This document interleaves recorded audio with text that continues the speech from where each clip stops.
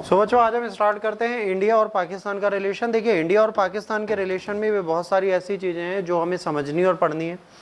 India और पाकिस्तान कभी साथ में भी थे, मतलब अगर 1946-47 की बात करें तब तक इंडिया, पाकिस्तान, बांग्लादेश ये सब एक कंट्री के रूप में रहा करते थे। बाद में जब अंग्रेज़ों ने देश को आज़ाद किया तो उस समय पर ये हुआ कि ये लोग अलग हो गए। तो उस आज़ादी के बाद क्या हुआ कि इंडिया और पाकिस्तान दो नेशंस बने और ये सेपरेट नेशन के सेपरेशन के बाद से आज तक हम लोगों की एनिमिटी चल रही है। ये एनिमिटी अभी ख़त्म होने का नाम नहीं ले रही है, एनिमिटी अभी भी कांस्टेंट चलती जा रही है। इस एनिमिटी के कई सारे कारण हैं, बट उसको पढ़ने से पहले हमको समझना है भारत और पाकिस्तान के बीच में सबसे बड़े डिस्प्यूट का कारण क्या है। अगर आप ध्यान से देखेंगे तो भारत के पास इस समय पर ये वाला जम्मू कश्मीर है और ये वाला लद्दाख है। ये वाला एरिया चाइना ने ले रखा है और ये वाला एरिया पाकिस्तान ने ले रखा है। तो बहुत बड़ा भूभाग है जो हमारे पास आज की डेट में नहीं है। अगर जम्मू कश्मीर की बात करें तो जम्मू कश्मीर का एक बहुत बड़ा भूभाग ऐसा है बच्चों जो हमारे पास नहीं है और वो इन लोगों के पास अवेलेबल है। तो यहाँ पर कहीं ना कहीं एलओसी और एलएसी एक ऐसी चीज़ है जो इंडिया की एक स्टेट की टेरिटरीज को पूरी तरीके से सब डिवाइड करती हैं और ये पाकिस्तान के पास चला जाता है। पाकिस्तान इस एरिए पे अपना अधिकार बताता है और कहता है इसको क्या, आज़ाद कश्मीर। इसको क्या कहता है बच्चों, आज़ाद कश्मीर। तो ये आज़ाद कश्मीर उनके लिए होता है और ये जो है ये चाइना का अस्कई चीन का भाग है, इसको ये बिल्कुल नहीं छोड़ते। अब बात आती है इनको रेगुलेट कैसे करें, इनको कंट्रोल कैसे करें। तो इंडिया जितनी टेरिटरी बची है उसको रेगुलेट और कंट्रोल करने की कोशिश करता है, बाकी सारी चीज़ें इसके हाथ में नहीं है। तो मेजर डिस्प्यूट जो भारत और पाकिस्तान के बीच में है वो जम्मू कश्मीर को लेकर है और जम्मू कश्मीर के चक्कर में यहाँ पर आतंकवाद है, यहाँ पर बाकी द्वंद्व हैं, बाकी समस्याएं हैं।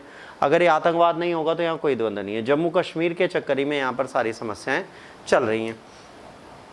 अब पार्टीशन जब अंग्रेजों ने किया था तो दो सेपरेट नेशन बने थे, भारत और पाकिस्तान, है ना। इस एस्टेब्लिशमेंट के बाद हम लोगों ने डिप्लोमेटिक रिलेशन बनाए, है ना। पर डिप्लोमेटिक रिलेशन बनाने के बाद ही क्या हुआ, हमारे साथ वायलेंट पार्टीशन हुआ, फिर वॉर्स हुई, फिर टेररिस्ट अटैक हुए और कई सारे टेरिटोरियल डिस्प्यूट हैं जो आज भी हमारे साथ चल रहे हैं। 1947 से आज तक हमने 3 मेजर वॉर लड़ी है और एक अनडिक्लेयर्ड वॉर लड़ी है ना। और ये एक बहुत बड़ी प्रॉब्लम है हम लोगों के लिए और कई बार आज भी हम देखेंगे तो सेनाओं का आपस में द्वंद्व रहा है, आमने सामने वो खड़ी नहीं है, स्टैंड ऑफ बहुत बार हुआ।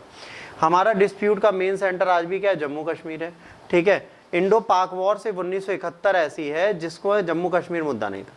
जैसे कभी एग्जाम में आ जाए कि भैया सारी वॉर का कारण जम्मू कश्मीर है, नहीं। 1971 का युद्ध जो है वो लिबरेशन ऑफ बांग्लादेश के लिए लड़ा गया था।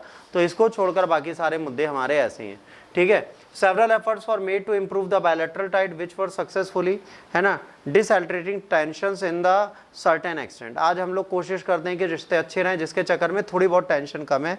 ये जो भी हम चीज़ें करते हैं वो कब हट जाता है, जब कभी कभार सीज फायर हो जाती है या कोई आतंकवादी घटनाएं हो जाती हैं। जब ऐसी चीज़ें कोई भी भारत और पाकिस्तान के मध्य हो जाती हैं तो हमारा जो बनाया हुआ काम होता है वो पूरी तरह से बिगड़ जाता है। अब अगर बात करें 1947 की तो 1947 में क्या हुआ बेटा, ये पूरा हमारा भारत है। ये जो आप मैप देख रहे हैं बेटो, ये पूरा भारत है। इस भारत को हमने कुछ टुकड़ों में बांट दिया, ठीक है। हमने ये मेनलैंड दे दिया, ये डिस्प्यूट में रह गया, ये पाकिस्तान बना दिया और ये ईस्ट पाकिस्तान बना दिया और इस तरह हमने इसको बांट दिया। जब इसको हम बेटा बांट रहे थे तो इन्होंने ये कहा पाकिस्तान ने कि सर यहाँ से एक हमें कॉरिडोर दे दीजिए 100 किलोमीटर लंबा। इन्होंने क्या कहा, इन्होंने कहा 100 किलोमीटर चौड़ाई में और लंबाई पूरी लास्ट तक हमें कॉरिडोर दे दीजिए ताकि हम वेस्ट पाकिस्तान से ईस्ट पाकिस्तान जुड़ें और ये भी क्या होगा, पाकिस्तान का भाग होगा। तो अगर भारत को बीच से बांट देते तो दिक्कत नहीं होती। तो बांग्लादेश और इन दोनों को साथ में रखने की कोशिश की, ये एक मुहिम यहीं पर अंग्रेजों ने खारिज कर दी। इन्होंने कहा नहीं। अब ये देश कैसे बने थे, जो हिंदू प्लेसेस थे मैक्सिमम, जहाँ पर हिंदू थे वो भारत के साथ जुड़ गए और जहाँ पर कुछ मुसलमान थे वो कहाँ चले गए, वो चले गए पाकिस्तान में। अब ये कहा जा सकता है 300 साल इंडिया में अंग्रेजों ने शासन किया, उसके बाद जो वो गए तो वो भारत को 2 टुकड़ों में बांटकर चले गए। तो कायदे से यहाँ पर हिंदू मेजोरिटी ज़्यादा थी तो ये हिंदू मेजोरिटी ग्रुप बन गया और जहाँ पे मुस्लिम मेजोरिटी थी वो पाकिस्तान बन गया। इस तरीके से 1947 में हमारा पहला द्वंद्व स्टार्ट हुआ, किसके साथ, बंटवारे के साथ। और यहीं पर भारत और पाकिस्तान का बंटवारा हो गया। कहा जाता है भारत और पाकिस्तान का बंटवारा शांतिपूर्ण तरीके से हो सकता था, बट वो तब हो सकता था जब अंग्रेज चाहते। यदि अंग्रेज इसमें प्रयास करते, मदद करते और इस बंटवारे को करा के जाते तो वो चीज़ें बेहतर करके जाते, सिस्टमेटिक मैनर में करके जाते, बट उन्होंने इस बंटवारे में साथ देना मुनासिब नहीं समझा और उन्होंने क्या प्रयास किया, उन्होंने प्रयास किया कि भारत पाकिस्तान स्वयं देखें। ना भारत के पास एक्सपीरियंस था, ना पाकिस्तान के पास एक्सपीरियंस था, तो वहाँ पर जो मॉब थी, जो भीड़ थी, उनमें नफरत भर गई।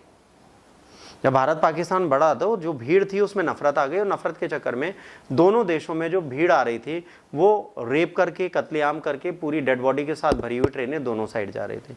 तो अगर ये कहें कि भारत के अंदर ही सिर्फ जनसंहार और नरसंहार हुआ, नहीं, पाकिस्तान भारत दोनों देशों के लोग मारे गए, ठीक है। यहाँ से मुसलमान नहीं जा पा रहे थे, वहाँ से पंजाबी नहीं आ पा रहे थे। तो एक द्वंद्व रहा 1946, 47 और 48। ये 3 साल हमारी कंट्री में आज़ादी के साथ किस चीज़ के लिए थे? हिंसक वारदातों के लिए और वायलेंस के लिए फेमस रहे।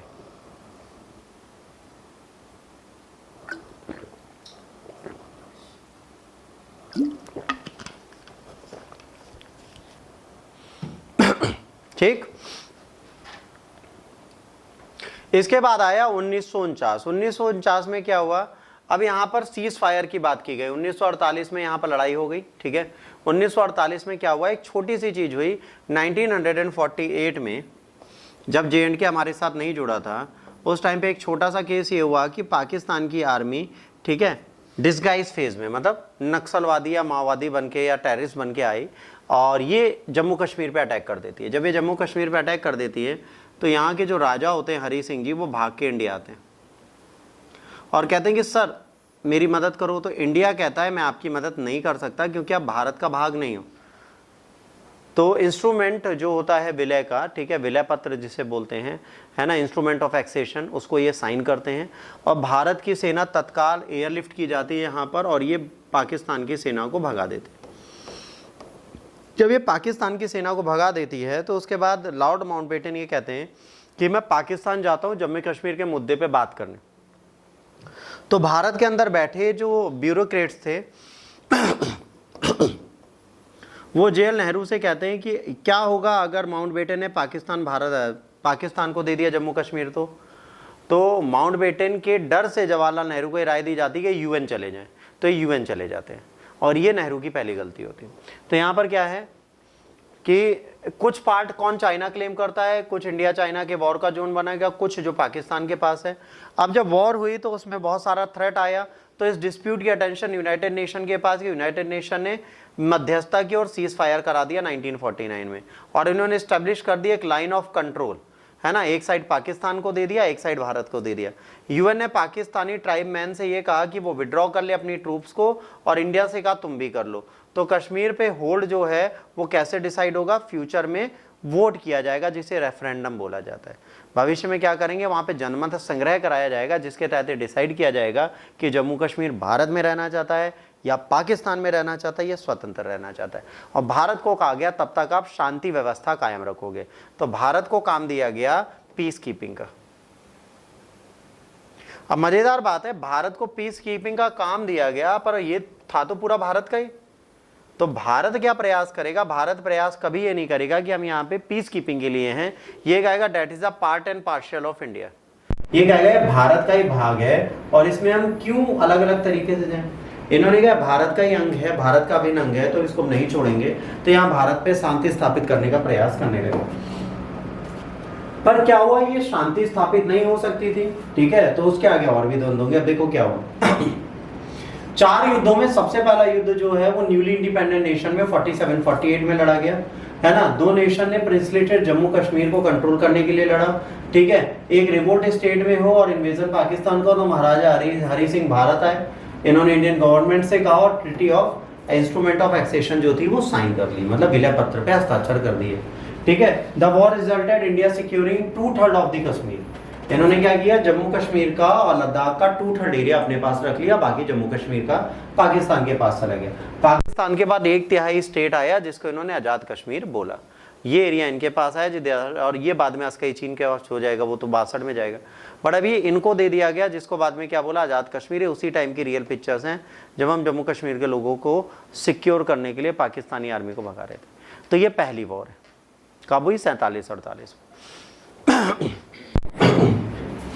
अब पहले इंडो पाक वॉर में क्या हुआ ये देखिए।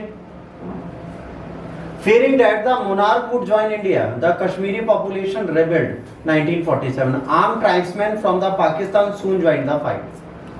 कश्मीर की आवाम जो मुस्लिम थी उसको लगा कि हरि सिंह भारत में जुड़ जाएंगे, तो उन्होंने विद्रोह किया। जब विद्रोह किया तो पाकिस्तान की सेना भी आर्म ट्राइब्समैन के रूप में इनके साथ जुड़ गई।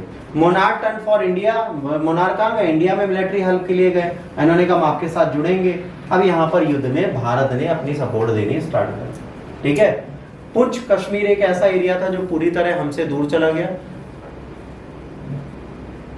बाकी सारे एरिया जो थे, ये एरिया पे थोड़ी प्रॉब्लम थी, और ये एरिया पूरा जो था यहाँ तक पाकिस्तान बढ़ चुका था। थोड़े दिनों बाद श्रीनगर और जम्मू कश्मीर तक पहुंच सकता था। तो इन्होंने किया, फिर 1948 में पाकिस्तान ने इंडियन सप्लाई लाइन काट दी, है ना, और इससे क्या हुआ, पूरी की पूरी हमारी एंट्री जो थी यहाँ पर आनी बंद हो गई। तो हमने चीजों को क्या किया, एयरलिफ्ट कराया, सेना को पहुंचाया और इस युद्ध को समाप्त करने की कोशिश की। और ये मिलिट्री हेल्प किसने मांगी थी? महाराजा हरि सिंह ने। अगर महाराजा हरि सिंह भारत में हेल्प नहीं मांगते तो मानते। और इंस्ट्रूमेंट ऑफ एक्सेशन जो है उसका एक रूल है, जो वहाँ का मोनार्क है उसके साइन का मतलब है वो उस देश के साथ जुड़ गए। जैसे कश्मीर की आवाम आज कहे कि पाकिस्तान नहीं चाहता था जुड़ना, पाकिस्तान में हम जुड़ना चाहते थे, जम्मू कश्मीर का भाग नहीं था, तो ऐसा नहीं होता बेटा। यहाँ पर एक सिंपल सी बात ये होती है कि अगर हम कहें कि पाकिस्तान के साथ जम्मू कश्मीर जुड़ना चाहता था, तो मोनार्क थे, उसके उनके प्रधानमंत्री थे, है ना, अब्दुल्ला साहब, शेख अब्दुल्ला साहब, तो वो दोनों ये डिसाइड करते। शेख अब्दुल्ला भी जवाहरलाल नेहरू के फ्रेंड थे, तो वो भी इंडिया के साथ जुड़ना चाहते थे। तो ये कहना कि जम्मू कश्मीर भारत के साथ नहीं जुड़ना चाहता, वो मिथ्या है। जम्मू कश्मीर सदैव भारत के साथ जुड़ना चाहता था, परंतु हम जोड़ नहीं पाए due to the some political turmoil. हमने अपनी डिसीजन खुद गलत कर दिए, यही कारण बना कि हम भारत के साथ जम्मू कश्मीर को जोड़ नहीं पाए। 65 में फिर से वॉर होती है। Indo Pakistan war of 1965 initiate following the communication of, है ना, scrimmage take to place in April 1965। कुछ सेना ऐसी थी जहां पर लोगों ने स्टैंड ऑफ किया। पाकिस्तान का ऑपरेशन था गिब्राल्टर, लॉन्च किया गया, ठीक है, जम्मू कश्मीर में, और ताकि इंसर्जेंसीज भारत के अंदर फैले। इससे क्या हुआ, भारत ने full scale military attack start कर दिया। किसके लिए? पाकिस्तान वेस्ट के लिए। तो पाकिस्तान वेस्ट में फिर से एक फुल स्केल, याद रखना पाकिस्तान ईस्ट में युद्ध नहीं हो रहा, अभी ईस्ट पाकिस्तान वेस्ट पाकिस्तान दोनों है ना। तो जब 65 भी लिखोगे एग्जाम में भी, तो वेस्ट पाकिस्तान के साथ युद्ध हो रहा है, ईस्ट पाकिस्तान के साथ नहीं। ये दिमाग में रखना, पाकिस्तान नहीं लिखोगे यहाँ पे, ठीक। तो यहाँ पर युद्ध किसके साथ हुआ? वेस्ट पाकिस्तान है। रिजल्ट में क्या हुआ? हजारों लोग मारे गए, बोथ साइड ने बहुत ज्यादा एंगेजमेंट हुआ आर्मर्ड व्हीकल्स का, है ना, और लार्जेस्ट टैंक बैटल। और ये ऐसी बैटल थी जिसमें टैंक वगैरह सब यूज किए गए, और ये वर्ल्ड वॉर के बाद सबसे बड़ा युद्ध था जिसमें दोनों साइड से सैनिकों ने युद्ध में भाग लिया। War ended after an UN mandated cease fire was declared following diplomatic intervention by USSR and US। अच्छा, ये जो युद्ध था ये खत्म ही नहीं होता अगर यूनाइटेड नेशन इंटरवेन नहीं करता। यूनाइटेड नेशन क्या चाहता था? यूनाइटेड नेशन चाहता था कि युद्ध जितनी जल्दी हो खत्म, वरना विश्व युद्ध का रूप ले लेगा। द्वितीय तृतीय विश्व युद्ध के लिए भी हम तैयार भी नहीं है 65 में। तो इन्होंने क्या किया, US और USSR मिले और इन्होंने कहा कि इसको खत्म करो, और उसके बाद डिप्लोमेटिक टॉक्स के लिए ताशकंद डिक्लेरेशन घोषित किया गया, और ताशकंद डिक्लेरेशन से काम हुआ। 6 सितंबर 1965 पाकिस्तान डिफेंस डे मनाया जाता है। इसी दिन पाकिस्तान ने भारत पर अटैक किया। याद रखना, कोई पूछे, 6 सितंबर 1965 is the defence day for Pakistan. तो Pakistan argued that Kashmir Muslim majority population rightful belonging है, ठीक है, मुस्लिम मेजोरिटी की, बट कॉन्स्टिट्यूशन के हिसाब से हमारा है। तो यहाँ ये मुद्दा जब खत्म हुआ, इसको वापस 65 में इन्होंने जोड़ दिया। 65 में ये लोग आपस में लड़े, कच्छ एरिया में और जम्मू कश्मीर के एरिया में, और यहाँ पर ये लोग लड़ने लगे। इसके बाद ये एग्रीमेंट बाद में आया, ठीक है। एट्रीब्यूशन ट्रिब्यूनल ने कहा कि भाई जो भी वायलेशन ये लोग कर रहे हैं उन चीजों को रेगुलेट किया जाए। फिर सीज फायर लगाया गया। समझ लो 65 के बाद इंडस वाटर ट्रीटी में भी थोड़े बहुत चेंज हुए, पर आज तक 1965 तक अभी रेफरेंडम नहीं हुआ, प्लेबिसिट जम्मू कश्मीर में नहीं हुआ। तो पाकिस्तान ये भी कहता था कि भाई यहाँ पे जनमत संग्रह करा दो। भारत इसलिए नहीं कराता था, वहां पे शांति व्यवस्था स्थापित नहीं है। तो यहाँ पर भी एक डिस्प्यूट चलता रहा। ये युद्ध जब खत्म हुआ इस खींचातानी पे, इसके बाद हमारी युद्ध की स्थिति नहीं बनी। अब हमारा कोई युद्ध नहीं होगा, मतलब हम वेस्ट पाकिस्तान के साथ लड़ने के मूड में नहीं थे, 71 में भी नहीं थे। पर 71 में एक ऐसा कांड हो गया जिसके चक्कर में हमें लड़ना पड़ा, ठीक। अब 1971 में क्या हुआ, इंडिपेंडेंस के बाद भारत और पाकिस्तान के बीच में, पाकिस्तान 2 एरिया में था, एक पूर्वी पाकिस्तान, एक पश्चिमी पाकिस्तान। ठीक है। पूर्वी पाकिस्तान को जो था वहां पर सबसे ज्यादा कौन रहते थे, बंगाली लोग रहते थे, जो बांग्लादेशी भाषा बोलते थे, बंगाली, और इनका कल्चर जो था वो वेस्टर्न पाकिस्तान से बिल्कुल अलग था। तो following the launch of the Pakistani military operation search light, है ना, और इसने क्या किया, इस ऑपरेशन सर्च लाइट से इन्होंने बांग्लादेश में पीसफुल प्रोटेस्ट के चक्कर में जितने भी स्कूल कॉलेज के बच्चे थे उन सबको मौत के घाट उतार दिया और यहाँ पर मौत का तांडव ही रचाने लगे। पॉलिटिकल क्राइसिस आ गई ईस्ट पाकिस्तान में।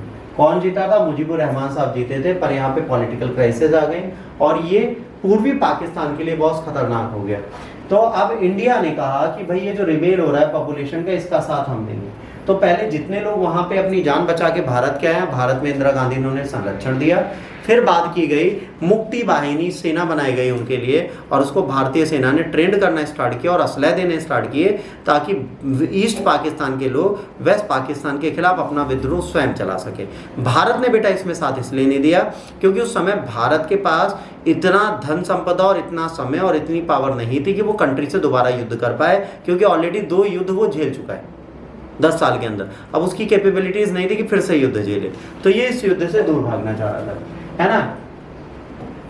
इसके बाद अब यहाँ पर नेवी ने नेवल ब्लॉकेट डाला ईस्ट पाकिस्तान में, leading to the destruction of the significant portion of the naval strength. अब ये सब कब होगा, ये तब होगा जब इंडिया पर वो अटैक कर देंगे।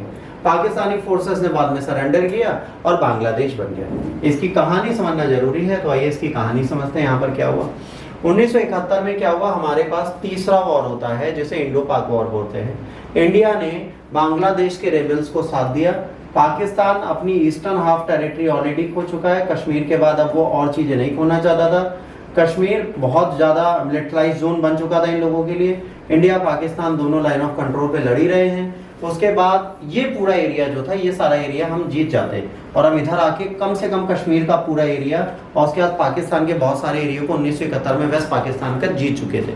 इसके बाद एक शिमला समझौता है जिसके तहत हम सारी टेरिटरीज उनकी वापस देते हैं और अपने सैनिकों को वापस लेते हैं और ये एक ईस्ट पाकिस्तान को हम क्या बना देते हैं, बांग्लादेश। अच्छा, ये युद्ध इतना आसान नहीं था जितना हमें लगता है। बांग्लादेश का जन्म जो हुआ था वो हुआ था 30 दिसंबर को, ठीक है, और न्यू नेशन बांग्लादेश बना था।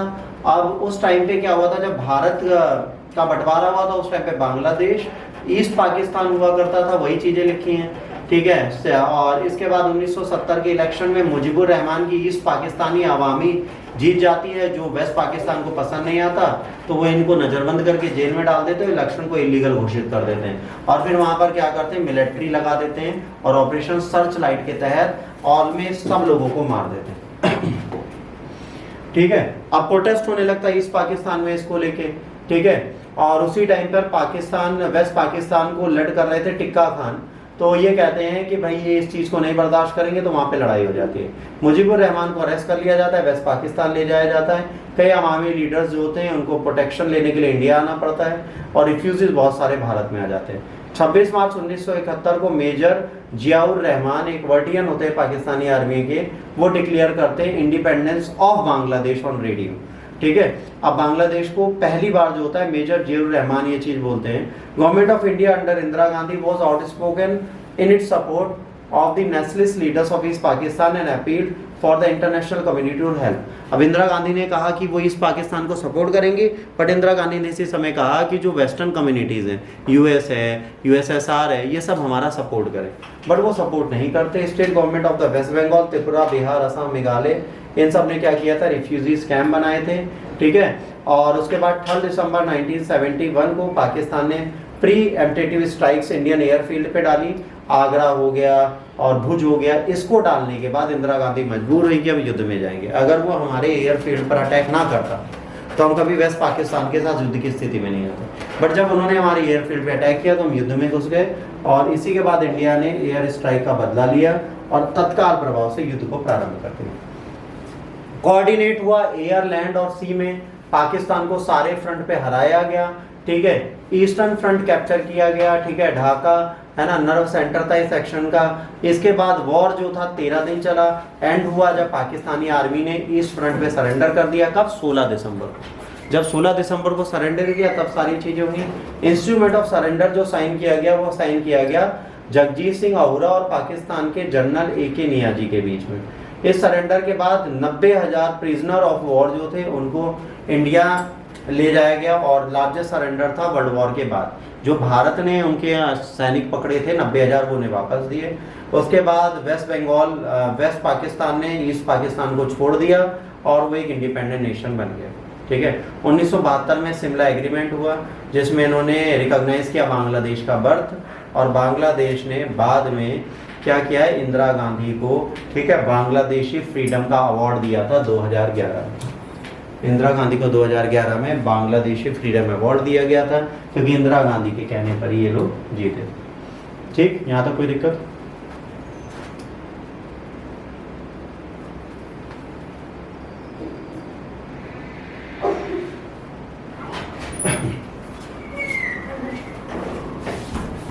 ठीक, तो अब यहाँ पे देश आजाद हो जाता है।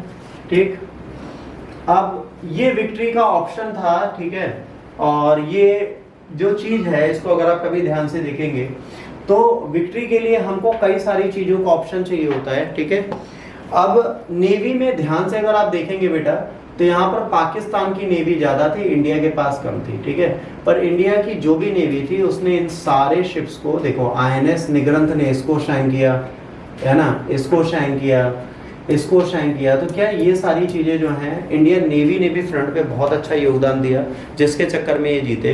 देखिए इस पे आपको बहुत ज़्यादा इसलिए नहीं पढ़ना क्योंकि IR में इसके बारे में ज़्यादा पूछा नहीं जाता, पर फिर भी अगर ऑपरेशन के बारे में आप जानना चाहते हैं तो बेशक जान सकते हैं, हमें कोई दिक्कत नहीं है। ठीक है, बट मेरे हिसाब से इसके बारे में कभी पूछा नहीं जाता, अगर पूछा जाए तो मैं जरूर बताऊँ। कौन सा ऑप्शन था, कौन सा मिशन था 1971 में नेवी में? ऑपरेशन ठंडा। ठीक है, बट इसके बारे में इसलिए नहीं पूछा जाता है क्योंकि इस टाइम पे एयरफील्ड, नेवी और लैंड तीनों से हमने बहुत अच्छा एफर्ट्स लगाए और हम इंडिया को पूरी तरीके से सिक्योर करने के साथ इनको हराने की कोशिश कर रहे थे। हम बिल्कुल मानते हैं कि हम इस टाइम पे आउट नंबर्ड थे, बट हमारे यहाँ वीरता में कोई कमी नहीं थी और 1971 को हमने इनको आज़ाद करा दी। अब अगर बेटा कारगिल की बात करेंगे, इसके बाद भारत और पाकिस्तान में कोई युद्ध नहीं हुआ। अभी हम आएंगे 1991 की इंसर्जेंसीज में, और पहले युद्ध की बात कर ले तो कारगिल एक और युद्ध था।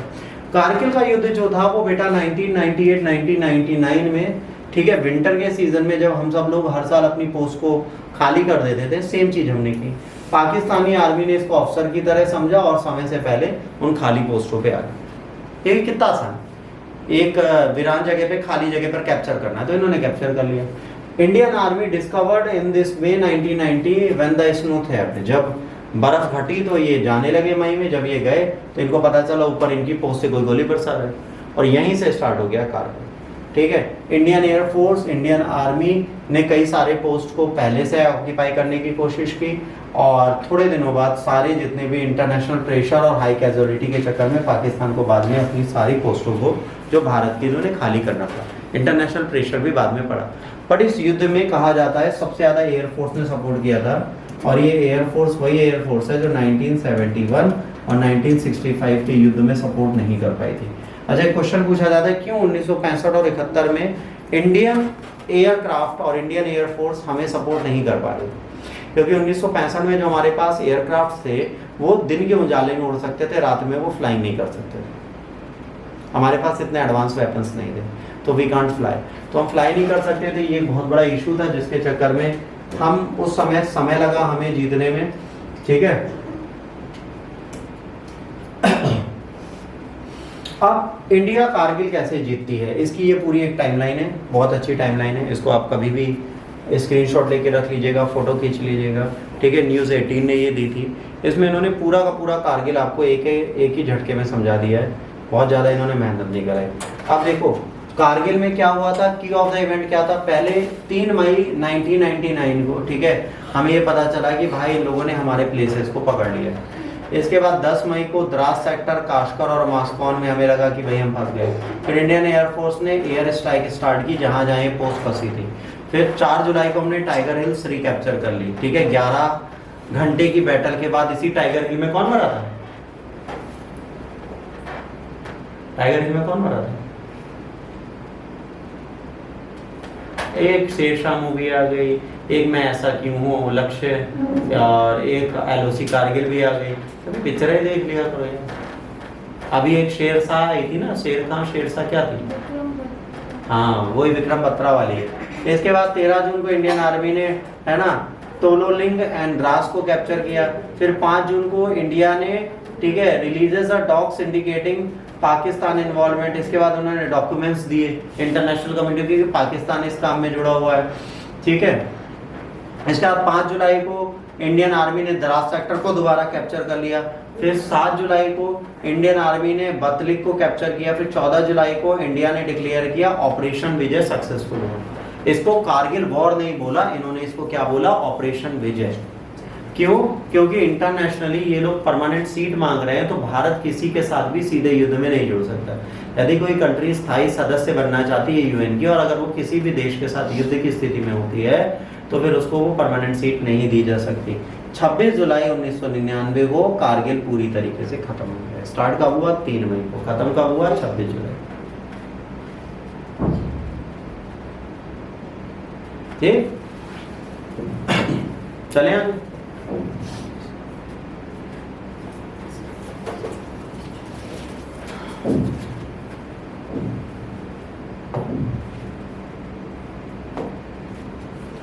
अब टेरिटोरियल डिस्प्यूट्स की बात करेंगे तो हमारे पास बहुत सारे टेरिटोरियल डिस्प्यूट्स हैं, ठीक है। अगर आप कभी भी इंडियन आर्मी को बहुत सुंदर और पाकिस्तानी आर्मी को बहुत सुंदर जगह पे देखोगे तो वो ग्लेशियर है सियाचिन, जो विश्व का सबसे ऊंचा ग्लेशियर है और विश्व का सबसे ऊंचा बैटलफील्ड है। सियाचिन विश्व का सबसे ऊंचा बैटलफील्ड है जहां पर लड़ाई है। वहां पर इतना बर्फ के अंदर घुस के सेना पेट्रोलिंग करती है। वहां का टेम्परेचर कितना होता है? -45। वहां पे भी हम लोग खड़े रहते हैं, हम कहते हैं हमारी जमीन। तो पहला जम्मू कश्मीर वाला डिस्प्यूट है, आप सबको पता है, आज भी वो कॉन्फ्लिक्ट चल रहा है। सियाचिन ग्लेशियर जो है ये कहाँ पर है? काराकोरम रेंज में है। 5वां लार्जेस्ट ग्लेशियर है काराकोरम रेंज का, और दुनिया का, ठीक है, दूसरा लार्जेस्ट ग्लेशियर है। Most of the Siachen glacier जो है वो किसके डिस्प्यूट्स में है? भारत और पाकिस्तान के। भारत और पाकिस्तान इसमें आपस में लड़ते हैं।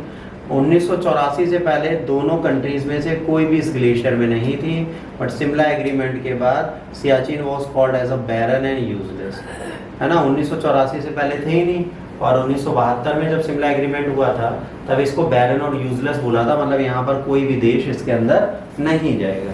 तो यहाँ पर कोई भी देश का भाग जो था वो जुड़ा हुआ नहीं था।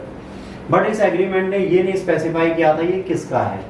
When India got intelligence that Pakistan is going to occupy Siachen Glacier, तो इन्होंने क्या लॉन्च किया था? ऑपरेशन मेघदूत, और उस ऑपरेशन मेघदूत के तहत इन्होंने सियाचिन ग्लेशियर को कैप्चर कर दिया।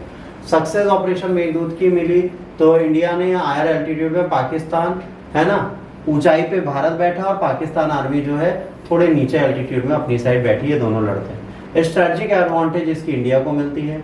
2003 में आर्मिस्टिक ट्रीटी हुई थी दोनों कंट्रीज के बीच में। फायरिंग और बम्बार्डमेंट जो है इस एरिया में नहीं होंगे, ठीक है। तो इस दोनों एरियाज में जो सियाचिन ग्लेशियर का मेन एरिया है वहां पर बम्बार्डिंग नहीं हो सकती, ना गोली चल सकती है, ताकि सियाचिन ग्लेशियर को सिक्योर रखा जा सके। इसके बाद एक आता है sir creek dispute. Sir creek 96 kilometre लंबा रन ऑफ कच्छ का एक भाग है। रन ऑफ कच्छ जो है गुजरात इंडिया और सिंध पाकिस्तान के बीच में जाता है। ये डिस्प्यूट जो है, ठीक है, ये मैरीटाइम बाउंड्री लाइंस के बीच में आता है। पाकिस्तान क्लेम करता है कि पूरा सर क्रीक उनके है 1914 के एग्रीमेंट के तहत, है ना, जो सिंध और रूलर ऑफ कच्छ के बीच में हुआ था। अदर एंड इंडिया कहता है कि boundary lies in the mid channel, है ना, एज पर 1925 मैप। कह रहे 1925 के मैप के तहत आधा तुम्हारा आधा हमारा। अगर कंट्री एग्री करती है दूसरी पोजीशन पे तो दूसरा एरिया उनका छो जाएगा, क्योंकि अगर इंडिया कहती है हाँ ठीक है तुम्हारा पूरा, तो यहाँ पर क्या पाया जाता है? बहुत ज्यादा नेचुरल गैस और मिनरल्स पाए जाते हैं। ONGC यहीं पर नाच रही है। तो अगर ये कहते हैं अच्छा तुम्हारा, तो हमारा सारा रिसोर्स ही खत्म हो जाएगा नेचुरल। तो इंडिया सर क्रीक को छोड़ना नहीं चाहती और पाकिस्तान में नहीं छोड़ना चाहती। तो इस पे भी आज भी इंडिया और पाकिस्तान के प्रॉपर डिस्प्यूट चल रहे हैं। इसके बाद वाटर डिस्प्यूट। वाटर डिस्प्यूट के बारे में कौन बताएगा? बताओ बेटा, जल से संबंधित कौन कौन से विवाद है? इसमें आती है इंडस वाटर ट्रीटी, कौन बताएगा? ये बच्चों बताएं। वेरी गुड, हाँ बताओ बेटा, कौन बताएगा? जल्दी से बोलो। भारत और पाकिस्तान के बीच में जल से संबंधित कौन कौन से विवाद है? अब देखो पूछा नहीं जाता, अगर आप वही 2016-17 में मुझसे IR पढ़ रहे होते हैं तो मैं आपको बताता हूँ, उस टाइम पे इंटरनेशनल कोर्ट में गया था पाकिस्तान, ठीक है, एक डैम बन रहा था, उसकी हाइट उसने कम करा दी थी, पूरा डैम बनने के बाद 1 मीटर हमें नीचे करना पड़ा था। तो ऐसा नहीं, पाकिस्तान हमें परेशान नहीं करता, बहुत करता है।